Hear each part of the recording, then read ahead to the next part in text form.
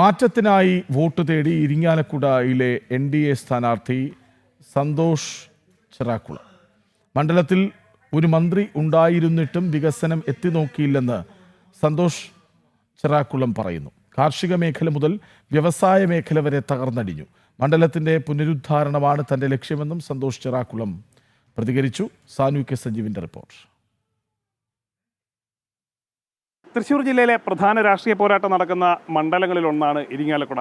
വലിയ ത്രികോണ മത്സരം നടക്കുന്ന മണ്ഡലമാണ്. മാത്രമല്ല, അടിസ്ഥാന പ്രശ്നങ്ങളടക്കം നിരവധി വിഷയങ്ങളുണ്ട്, ജനകീയ വിഷയങ്ങളുണ്ട്, അതേപോലെ കാർഷിക മേഖലയിലെ പ്രശ്നങ്ങളുണ്ട്. ഇങ്ങനെ എല്ലാ വിഷയങ്ങളും ചർച്ച ചെയ്യുന്ന ഒരു നിയോജക മണ്ഡലമാണ് ഇരിങ്ങാലക്കുട. ത്രികോണ പോരാട്ടമാണ്. ഇക്കുറി NDA വലിയ പ്രതീക്ഷയിലാണ്. നമ്മളോടൊപ്പം ഇപ്പോൾ ചേരുന്നത് NDAയുടെ ഇരിങ്ങാലക്കുടയിലെ സ്ഥാനാർത്ഥി സന്തോഷ് ചിറാക്കുളമാണ്. എത്രത്തോളമാണ് ഇവിടുത്തെ പ്രചാരണമൊക്കെ ഇപ്പോൾ എത്രത്തോളം മുന്നോട്ട് പോയി? എങ്ങനെയാണ് ജനങ്ങളുടെ ഭാഗത്തു നിന്നുള്ള ഒരു പിന്തുണയൊക്കെ തുടക്കത്തിൽ നമുക്ക് മനസ്സിലാക്കും? ഈ പ്രാവശ്യം NDAക്ക് ഭയങ്കര സാധ്യതയുള്ളൊരു മണ്ഡലമാണ്. അതുകൊണ്ട് തന്നെ പ്രവർത്തനത്തിന് ഇറങ്ങുമ്പോൾ നമുക്ക് എല്ലാ സ്ഥലങ്ങളിൽ നിന്നും വളരെയധികം പിന്തുണ ലഭിക്കുന്നുണ്ട്. ഒന്നാം വട്ട പര്യടനം കഴിഞ്ഞു. ഇനി രണ്ടാം വട്ടം പ്രചരണത്തിലേക്ക് ഇറങ്ങാൻ പോവുകയാണ്. ഇവിടെ മാറി മാറി ഭരിച്ച LDF ആയാലും UDF ആയാലും ഇരിങ്ങാലക്കുടയുടെ വളർച്ചയ്ക്ക് വേണ്ടി ഒന്നും തന്നെ ചെയ്തിട്ടില്ല. മുരടിച്ച ഇരിങ്ങാലക്കുടയാണ് നമുക്ക് കാണാൻ സാധിക്കുന്നത്. 19 കൊല്ലമായി ഇവിടെ ഇരിങ്ങാലക്കുട രൂപീകൃതമായിട്ട്.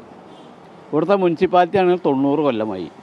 ഇവിടെ ഏറ്റവും അധികം മുനിസിപ്പാലിറ്റി ഭരിച്ചത് UDF ആണ്.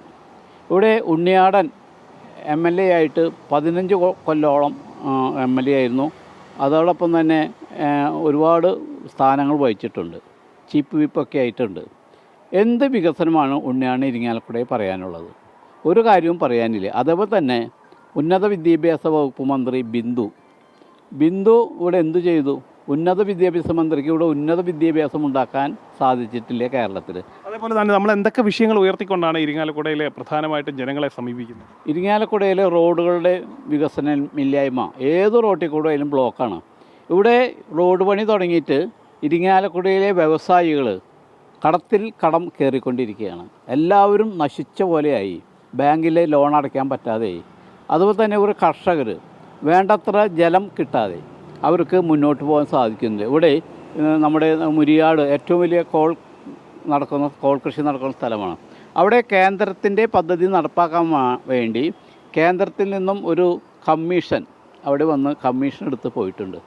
വളരെ ഉയർച്ചയ്ക്ക് കൊണ്ടുവരാൻ സാധിക്കുന്ന രീതിയിലേക്കുള്ള ഒരു പ്രവർത്തനമാണ് ഭാരതീയ ജനതാ പാർട്ടിയുടെ മുന്നിൽ കണ്ടുകൊണ്ടിരിക്കുന്നത്. അതേപോലെ തന്നെ മണ്ഡലത്തിലെ മന്ത്രിയാണ് ഇവിടെ പ്രതിദാനം ചെയ്യുന്നത്. മന്ത്രി ബിന്ദു ആണ്.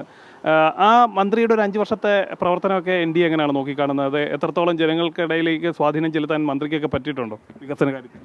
മന്ത്രി 5 കൊല്ലം ഇപ്പോൾ ഇവിടെ ഭരിച്ചു. ഇവിടെ മന്ത്രി ഭരിച്ചത് കരുവന്നൂർ കോപ്പറേറ്റീവ് സൊസൈറ്റി ബാങ്ക് കൊള്ളയടിക്കാനാണ് മന്ത്രി ഇവിടെ നോക്കിയത്. ഇവിടെ ഒരുപാട് പാവപ്പെട്ടവരുടെ പൈസ ഇപ്പോഴും അവിടെ നിന്നും വിഡ്രോ ചെയ്യാൻ സാധിക്കുന്നില്ല. ഒരുപാട് ആളുകൾ ആത്മഹത്യ ചെയ്തു. ഒരുപാട് രോഗികൾക്ക് അവിടെ പൈസ കിട്ടാതെ മരിക്കുന്ന പരിപാടി ഉണ്ടായി. ഇവിടെ വലിയ പ്രക്ഷോഭം തന്നെ ഭാരതീയ ജനതാ പാർട്ടി, സുരേഷ് ഗോപി അടക്കം ഭാരതീയ ജനതാ പാർട്ടിയുടെ ആളുകൾ വലിയ പ്രക്ഷോഭം നടത്തിയതിൻ്റെ ഭാഗമായിട്ട് കുറേ ആൾക്കാർക്ക് പൈസ കിട്ടി. അതേപോലെ തന്നെ നമ്മൾ ഇവിടെ MLA ആയി വിജയിച്ചു കഴിഞ്ഞാൽ നമ്മുടെ ഓണറേറിയം സാധാരണക്കാർക്ക് നൽകുമെന്നൊക്കെയുള്ളൊരു പ്രഖ്യാപനമൊക്കെ ഉണ്ടായിരുന്നു. എന്താണ് അതിൻ്റെ ഒരു അടിസ്ഥാനം?